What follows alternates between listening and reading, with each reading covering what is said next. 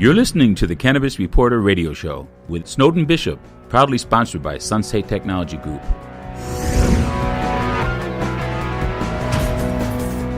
Welcome to another edition of the Cannabis Reporter Pro Series podcast. Thanks for joining us. I'm Snowden Bishop, and I'm delighted you could join us. Today's Pro Series interview features Sunstate Technology Group. For more than 15 years, Sunstate has delivered competitively priced IT support and computer network consulting to small, medium, and large-size businesses. Sunstate also provides IT services to municipal agencies like police departments, fire departments, emergency medical services, and other government offices across the southwestern United States. And today, they are providing a wide range of technology solutions for the cannabis industry, including Copper State Farms, which happens to be Arizona's largest cannabis cultivation facility. Joining me for the interview is Dustin Byars, Sunstate's head of operations, who's here to talk about the ways in which security and IT solutions not only protect cannabis enterprises, they can also enhance productivity and improve the bottom line. Thank you, Dustin, for joining me today. I'm glad you're here. Hey, no problem. Thanks for having us. You're certainly welcome. So before we go into the advantages of Sunstate's IT solutions, please tell me a little bit about what you do in your role as operations manager. Sure, definitely. So you're talking about Copper State. I'm actually at Copper State installing cameras on their south 20 acres. Great. So I've been with Sunstate for about 6 years now. And in that time, I think I've held and worked in every position at the company besides technical, hands-on with computers. I'd like to think I'm smart, but not that smart. So as far as the day-to-day, we're definitely entrenched in sales, installs, so making sure that what we're selling to the client, I'm able to make sure that the service delivery to the customer is matched with what we originally agreed to. And then as well as the admin things, such as creating and perfecting SOPs and things like that help drive the business more strategically. So you mentioned that you're actually at Copper State today.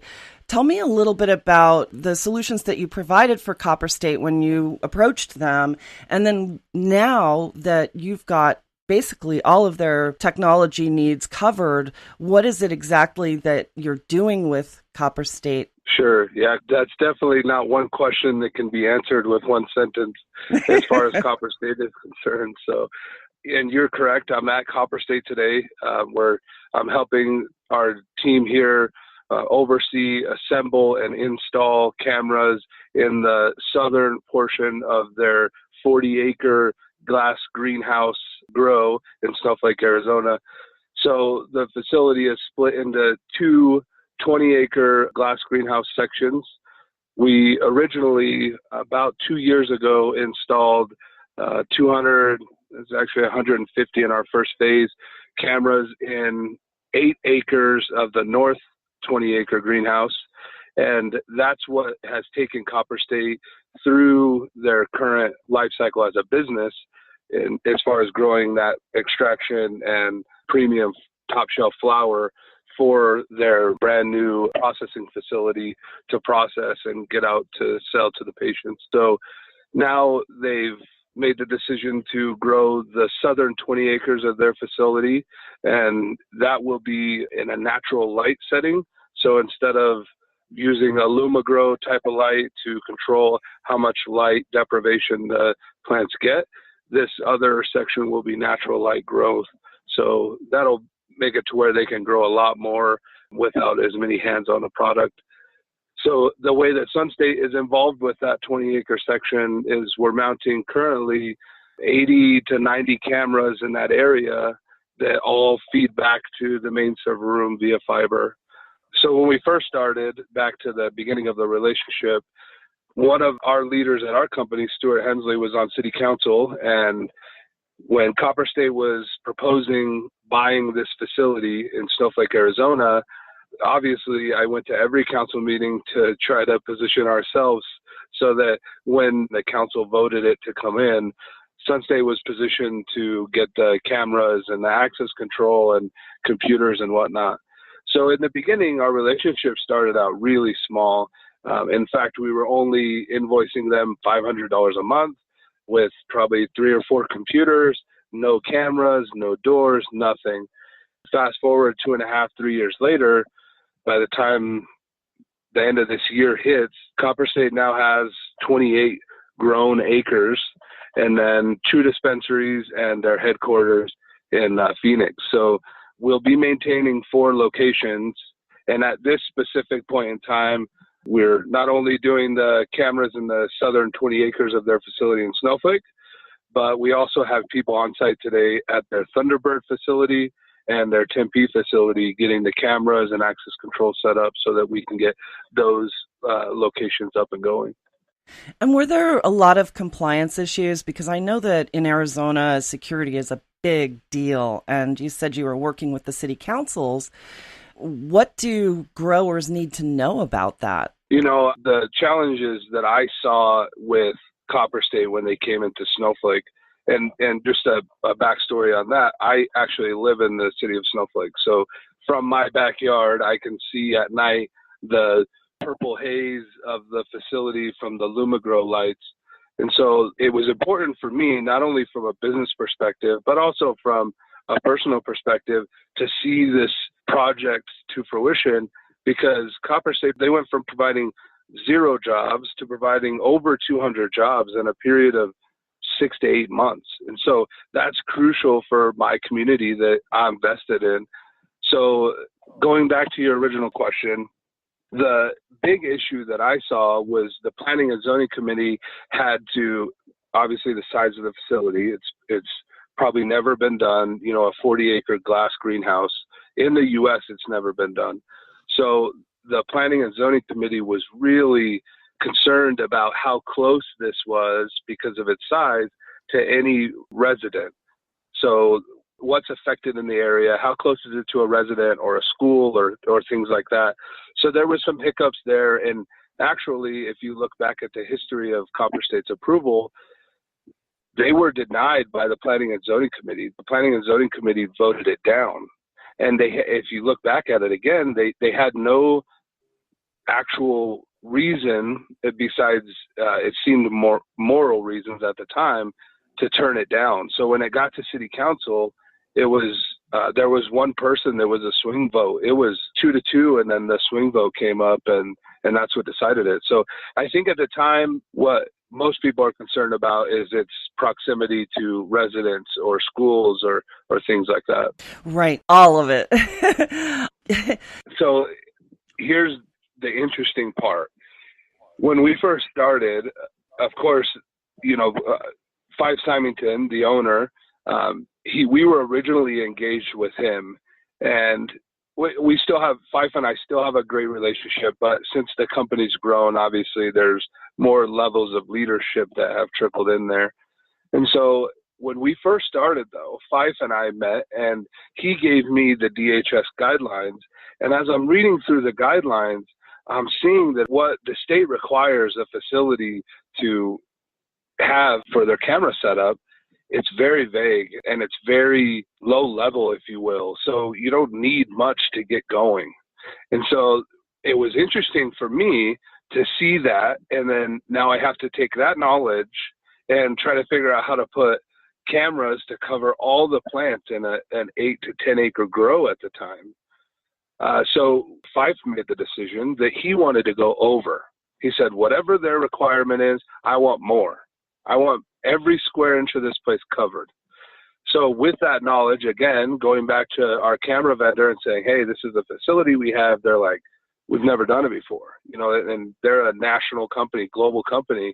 And so it took a lot of engineering and planning on our side to figure out how to mount these cameras in a way that the curtains could still close, to black out this glass greenhouse, because again, light can shine through anywhere, and these plants need 100% darkness in those deprivation periods. And so fast forwarding to the inspection day. Inspection day, we have all the cameras programmed. The facility is lit up. It's perfect. The coverage is great. all the doors inside and out. You have to cover the inside of the door, and the exit and the entrance.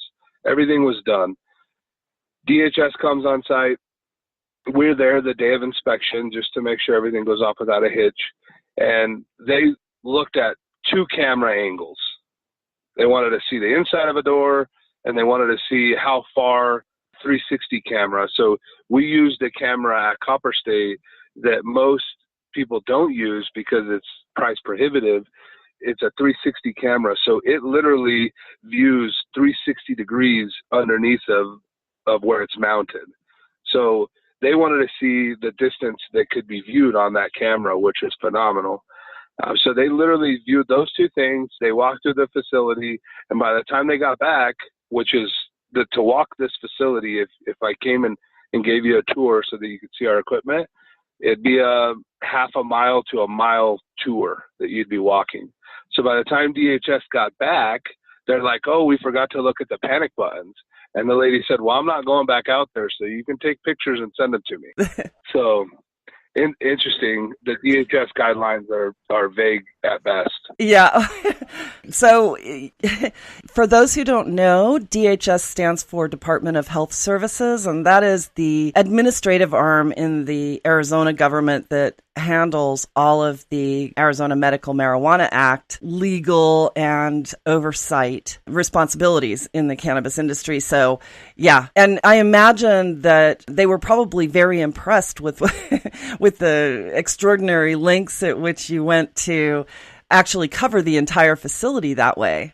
Well, yeah, I mean, going back to my previous statement, you have to, when you think about a facility of this size, you have to think that in a typical grow, you walk down a hallway, there's several rooms that are cordoned off by, drywall walls, but the hallways aren't bad. You get a 100-foot hallway. Here we have 700-foot hallways. So it's not viewable with the same one camera as, a normal grow facility would be. So when you take that into consideration and you think, man, look at the amount of cameras that you have to put to cover that whole hallway, because if there's product in there, we need to be able to see it. No matter where product goes in the facility, it has to be seen.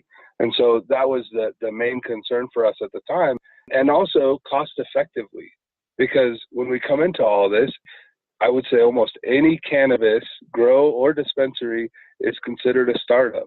And so cash is king, cash is precious.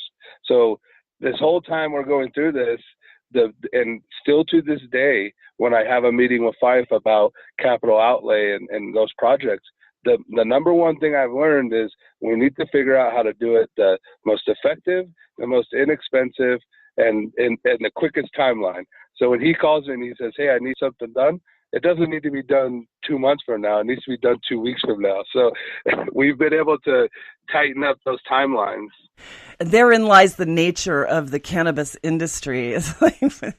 And I think, as the laws relax, it probably won't be so much that way.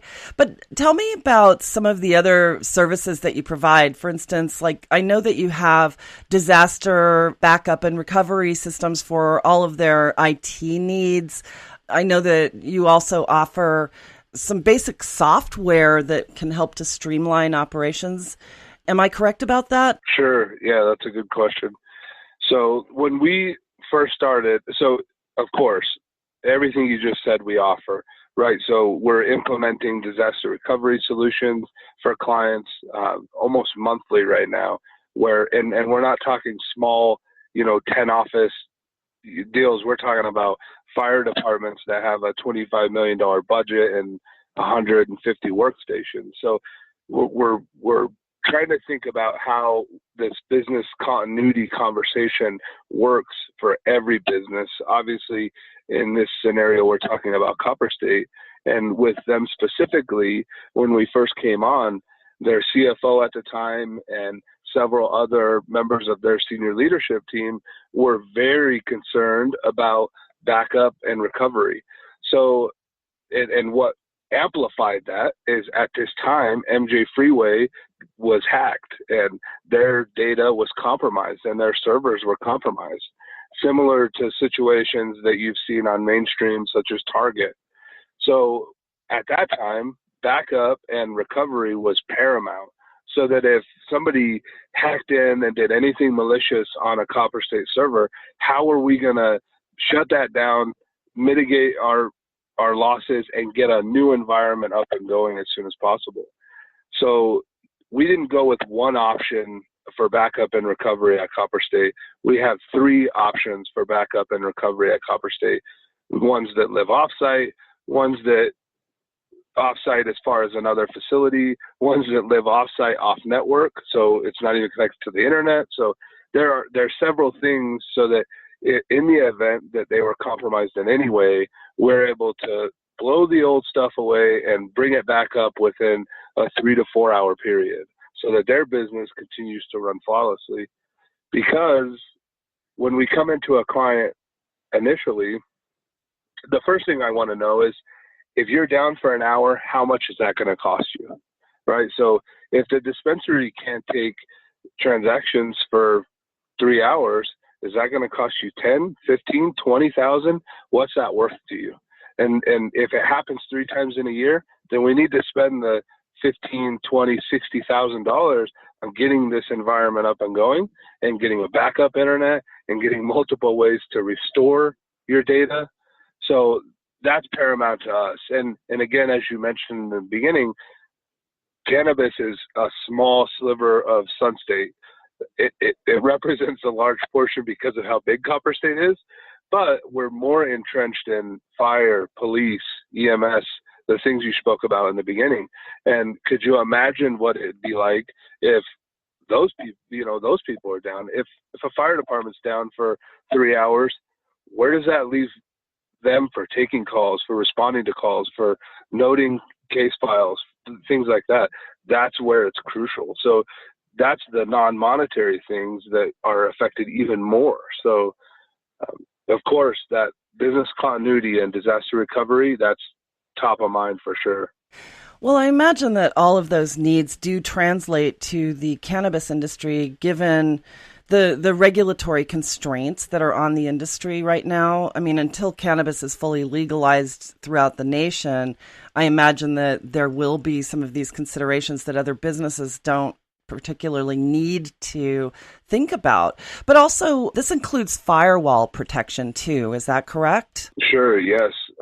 And all of our cybersecurity products and offerings and everything that we do to keep up to date with cybersecurity and their routers and firewalls and security patches, I hardly mention it because it's a no-brainer in any business that we support.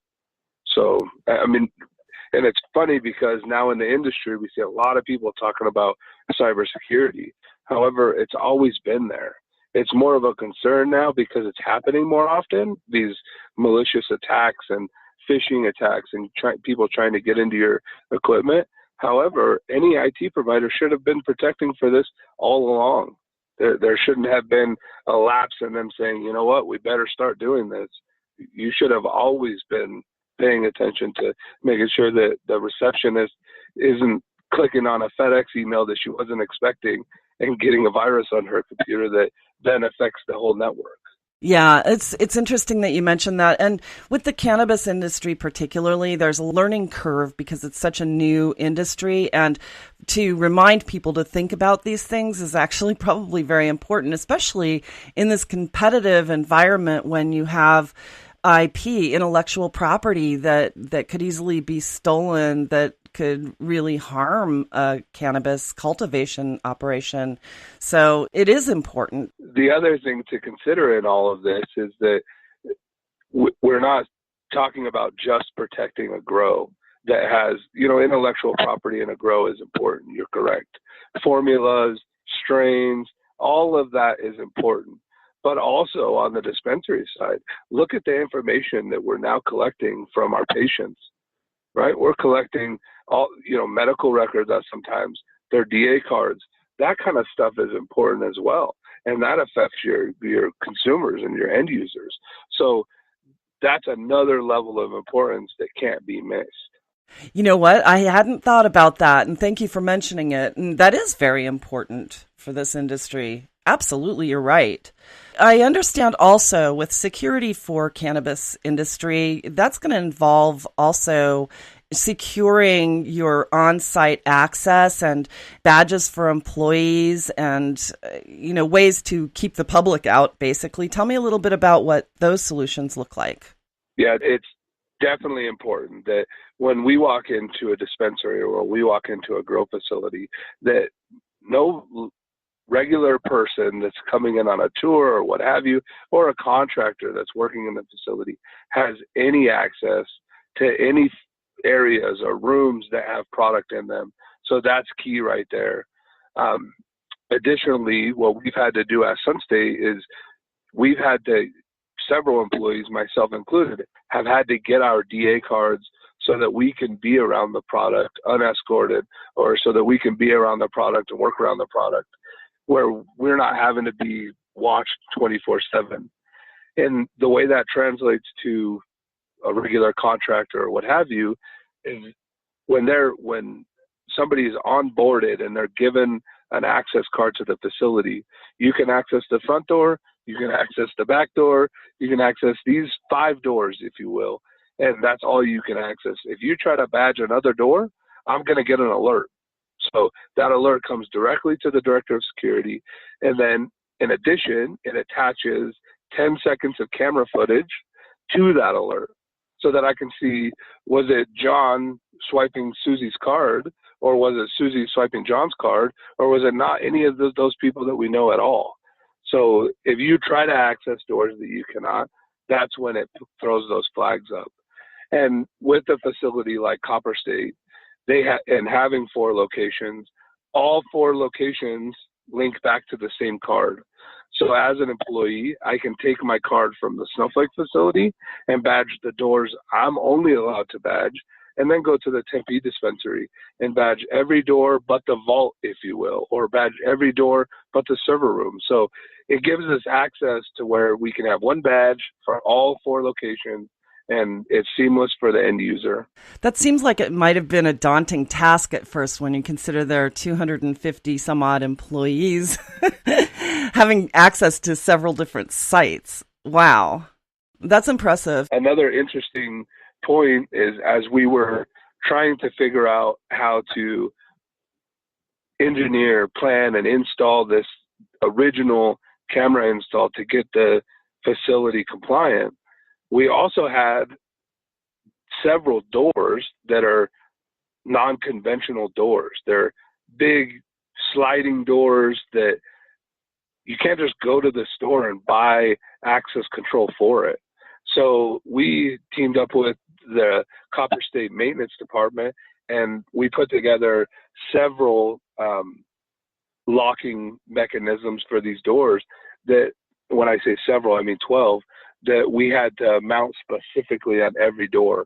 So this project has taught us that we can't work within our normal remove the ceiling tile, mount the camera type of environment. We have to try to think outside the box to mount cameras in a facility that's made purely of glass. Wow, that's interesting. So you mentioned a DA card, and for those of you who don't know, DA actually stands for dispensary agent. This is a security measure taken by DHS. So can you tell me a little bit about that? I had to get fingerprinted, and they had to send all that in. It was $500 for the year, and it's like $250 to renew it every year or something. Oh, okay. Yeah, so if I may. Yes. One thing I just wanted to share with you is that oftentimes, because of the size of Copper State, right? Copper State probably has as many cameras as every dispensary in Phoenix. And so with the size of Copper State and what we've accomplished here as a company, not only on the cameras and access controls, but on the servers and backup and disaster recovery, those kind of things, we, myself included, oftentimes really focus on access control and cameras, where when I think about Copper State, I think about our relationship with them as a whole. never do I walk into a facility and see a new grower or a new owner and say, hey, we do cameras and access control. In fact, if they have somebody else that they like, I am all for, hey, use your people. You know, we want to be your solutions provider as a whole, and we want to be your partner, and so that you can come to us and say, hey, we're getting this camera proposal. It's $25,000. We really want to use this guy. Can you comb through it for us? Can you look at it for us? 100%. If you want us to quote it for you, 100%, I'll do it. However, I want the partnership. I want the relationship. That's what I value more with Copper State than anything. And that's why we take so much pride in the work we do for them, because the relationship we've built with them is more than cameras. It's more than access control and servers sitting in a server room. It's how are we helping you guys get to the end result of being the best you can be in the field you're in, right? So when it comes to putting this camera proposal together, we're not just talking about how many cameras do we need. We're talking about budgets. We're talking about how this is going to affect us in 3 to 5 years, what growth we need to plan for in 3 to 5 years. Same with employees. So how many are we going to have in the first quarter on board? How many are we going to have in the second quarter are we going to onboard? What do we need to plan for in the next year for our budget on miscellaneous network peripherals? Like, those are the kind of conversations that I want to have with a business partner of ours, not, hey, let me fix your printer, right? Like that's all stuff that's standard. We're talking about standard stuff. Where Sunstate wants to be is we want to be the total solution provider that can be looked at as their IT department, right? So anytime anything goes down at Copper State, they're calling Sunstate with IT in regards to IT. They're calling Sunstate so that Sunstate can help guide, advise, do those things in an IT director's capacity. Because at the end of the day, the more successful we help make their business, the more successful Sunstate's going to be. Goal number one. Well, that's a good thought, and I'm sure it's incredibly beneficial for the client to have someone care that much about their business. So, yeah, well done. I think that as anybody who's listening to this, if you're just starting or you're an entrepreneur and you're just getting in deep, the first thing that you need to think about is who's going to take my business 3 to 5 years from now, right? Because we can find anyone to mount cameras. We can find anyone to engineer some locks for these doors that we've never seen before. But what we're not going to find is the integrity and the pride that they're going to take in your business. Not saying that other companies don't have that, but what I am saying is that that's what in your interview with these vendors, that's what you're looking for. Somebody that cares on a higher level. And that's critically important. So thank you for sharing that. So this is all really helpful information, Dustin, and I thank you for your insights. And I'd also like to invite people to visit Sunstate Technology Group's website. It's sunstatetech.com, and there's actually a case study on there that was conducted on the implementation of the security and technology protocols over at Copper State.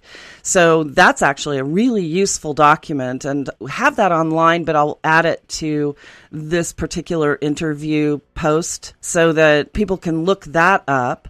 And then also there's a video that was done by the Growers Network that they took of the entire Copper State Farms operation. And in that, you will see a lot of the work that was done by Sunstate Technologies. So Dustin, any last thoughts before we wrap this up? Yeah, the only thing I could say is that if you're out there and you want to try some of that product that we're helping protect, Copper State's opening a couple dispensaries, so check them out.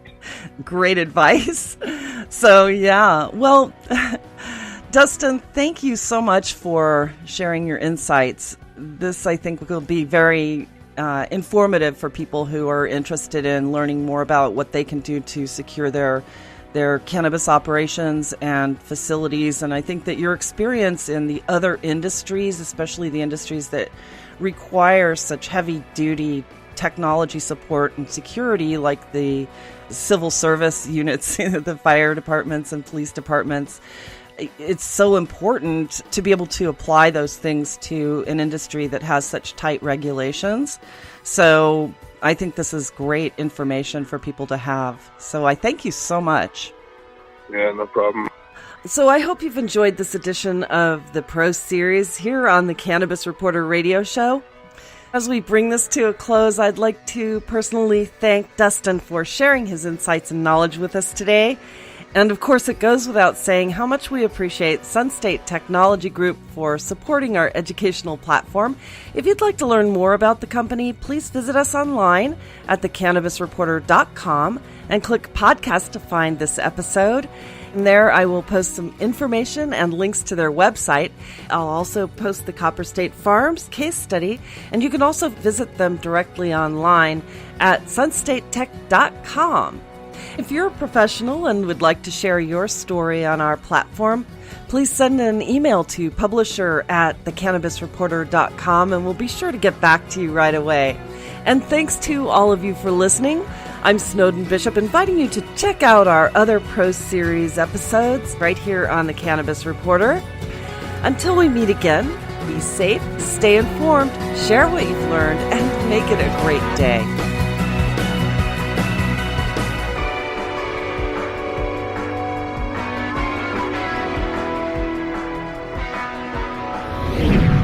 You've been listening to the Cannabis Reporter Radio Show, proudly sponsored by Sunstate Technologies. As one of our nation's fastest-growing industries, cannabis is already transforming lives. Hi, I'm Terry from Sunstate Technology Group, where we are proud to provide technology and security systems that help cannabis companies compete and succeed. For details, visit sunstatetech.com/cannabis.